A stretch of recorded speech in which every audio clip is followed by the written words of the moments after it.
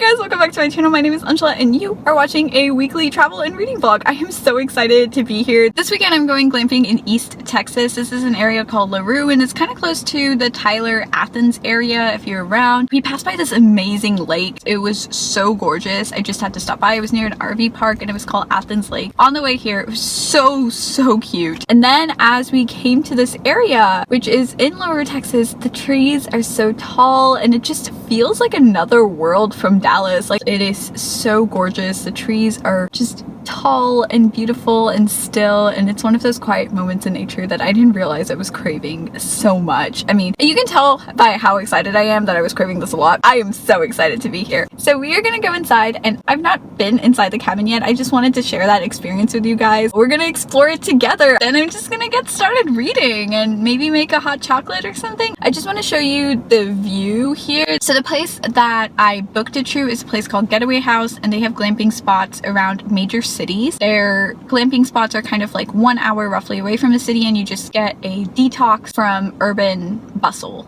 and hustle, and this is so amazing. This parking lot area is just, I think this is called the Piney parts of Texas, and I'm just so excited. I'm literally so excited. I have no words, but let's explore together. I am so excited.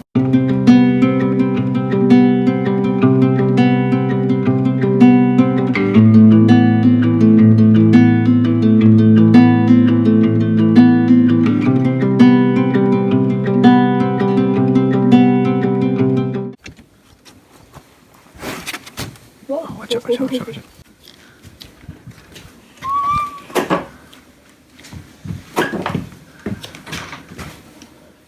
Oh, there's a full service bathroom.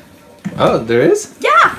Oh, this is like decked out. Sending you good. Okay, they were sending you good wishes and good vibes. This is so cute. Okay, there's a little mini unboxing going on in here. Lay of the land. Oh, okay. Check in, check out. Oh, they even gave us a list of local radio stations. That is so nice. Nice. Local wildlife. Oh, please be aware that there are wild boars in the area. Wild boars only interact with humans when they feel threatened. That's nice to know. Okay, so they have little instructions here. Oh, they gave us like matchsticks, but I don't think we can use it. Oh, okay, what is this? Reflection collection. Oh, this is so cute. They're like little postcards. Set your off hours. This is so cute. Oh my god, there's a bookshelf. Sorry. I hope that's never on film. I'm so happy. There's like called How to Relax. Okay, let's do a bookshelf tour. This is called How to Relax. It has these beautiful little ink drawings in it. I'm doing like a mini haul, but not haul. There's one called Card Games. Oh, there's like actual books too. Oh, this is so beautiful. This one is called On Trails by Robert Moore. Oh, wow. I am so happy that they gave us, oh my god, they gave us books. Oh, boy. They have the Illustrated Fairy Tales by Hans Christian Andersen, and this is the wrong side. This is such a gorgeous copy of this. I actually really love this. They put the Little Mermaid on the front, which is kind of weird because that's actually a really sad story in here. If I recall, she committed suicide at the end. It's kind of a weird one to put on the cover of this book, but this feels like an IKEA room. I don't know why. This feels so IKEA. But yeah, I'm so excited about this. Oh, they have a map of the area. They gave us a map. Nice. It's like, so cute. And, I guess 36 ways to get away. We could make shadow puppets or write a haiku. Set your intention. Put your phone in the lockbox. Just be. Get to know your travel companion. Go forest bathing. I don't know. We could try these. Nice. Let's see. I'm so excited. It's like the best. This is the best thing ever. There's a cell phone lockbox. So there's a cell phone lockbox, and apart from the phone that I'm using to film, I will be putting my actual phone away. So yeah, we're gonna be doing that. Okay, so let's take a look at all the stuff that they've get. A little mirror. This is so cute. I am so excited to be here at the Getaway cabin because this is the perfect reading nook place, and it makes me feel inspired to get back to my reading nook at home, but I'm gonna enjoy this while I'm here.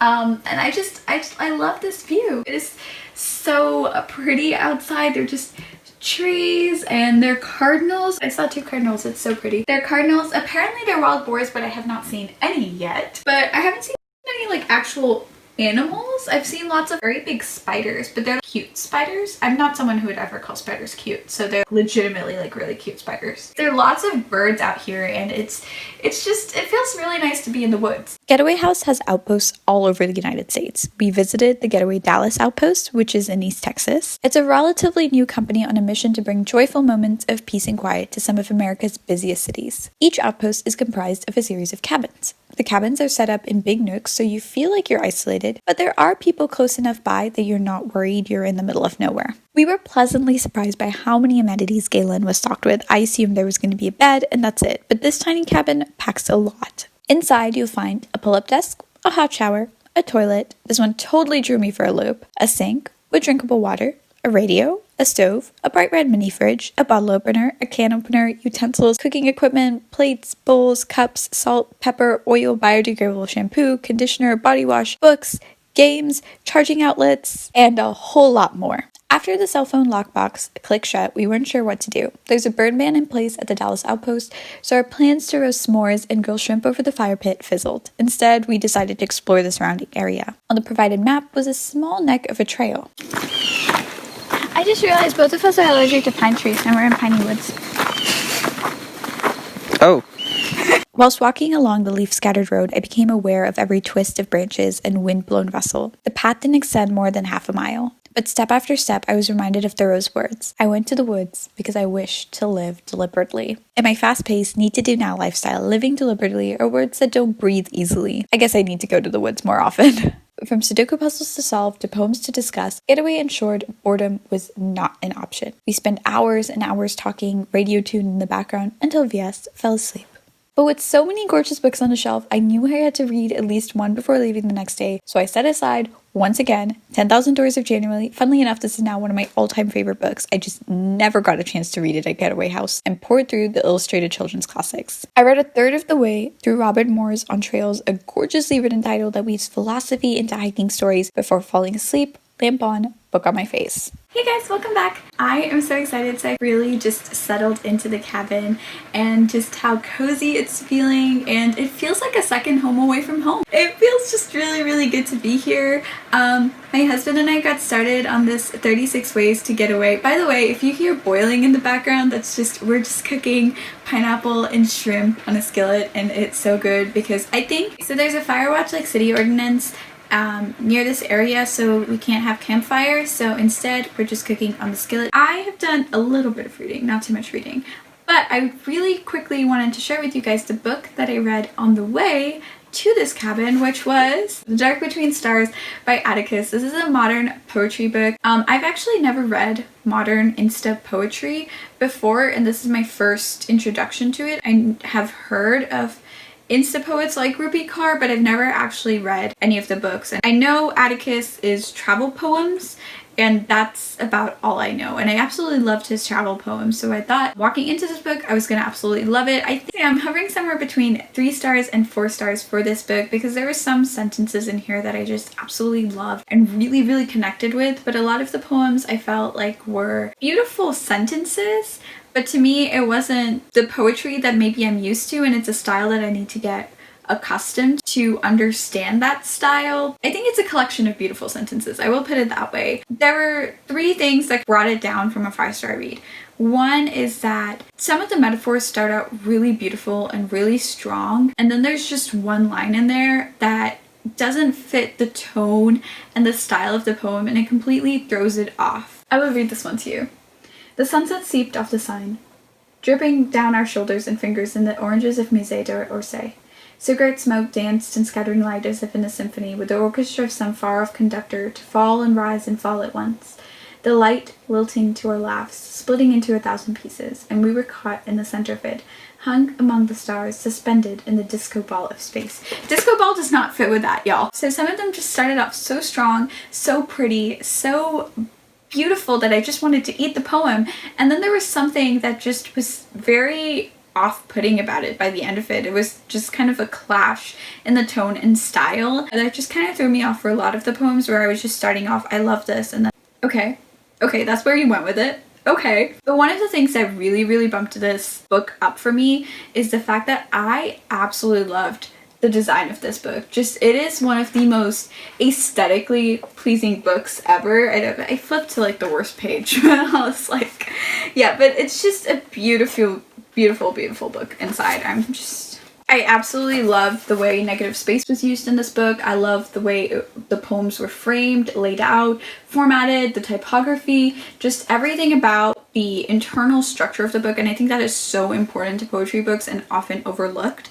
And I felt like this book did that exactly right in terms of the formatting, in terms of the way it was created. It's just a very aesthetically pleasing book that goes hand in hand with poetry, because I think a lot of poetry for me is very word aesthetically pleasing, and I just feel like that carries over into the design. And maybe I'm just nitpicky about design because I like graphic design, but like I just absolutely loved the way this was designed. I love the cover art. I loved everything about the design of this book. I love the use of black and white. I love the way it was filtered. It was just absolutely stunning in the way it was designed, and I think that just went throughout. It's also the kind of book where it's designed in such a way that you can actually rip out the page and hang it on a wall if you want to. And I really enjoyed that. If you can just like clip it onto whatever mood board or whatever you want. And I think that's really cute, just because of how each poem just kind of stands on the page. And I really adored that. I couldn't connect with the book on a personal level, but I did enjoy reading it, and I would suggest it if you're looking for something that's very quick to read, that's you just feeling like reading beautiful sentences. I think my favorite, because this book is actually split into 3 parts. It's split into 3 sections called Stars, Between, and the Dark. I think the Dark ended up being my favorite section, even though there was like a couple poems in there that I really disliked. But overall, that section was my favorite because of the other poems in there, because some of them were like really beautiful and the others were like, I don't understand this at all, and I don't know what you're talking about, and I don't want to go down that rabbit hole. So this is The Dark Between Stars by Atticus, and it was an expensive book, y'all, because I haven't found it anywhere. But yeah, I just wanted to take a moment to talk about that. Pretty sentences in a book, and I liked it. But was Getaway House worth the cost? Yes, absolutely. Getaway House was the escape I didn't know I wanted. Even though we were mostly indoors, I felt like I was outdoors. I left with a smile so wide, I started laughing upon noticing it. And surprisingly, I didn't reach for my laptop right away. I enjoyed the drive back to Dallas, the quietness of the car ride, the openness of the small towns we passed by, the still moments in between. This Getaway House video is not sponsored in any way, but I did want to share a discount code with you if you're planning on spending a few nights or just one here. If you book with the link in the description box below and use the code 2EDEN at checkout, you should get $25 off. If you have issues, please let us know in the comments so we can look into it.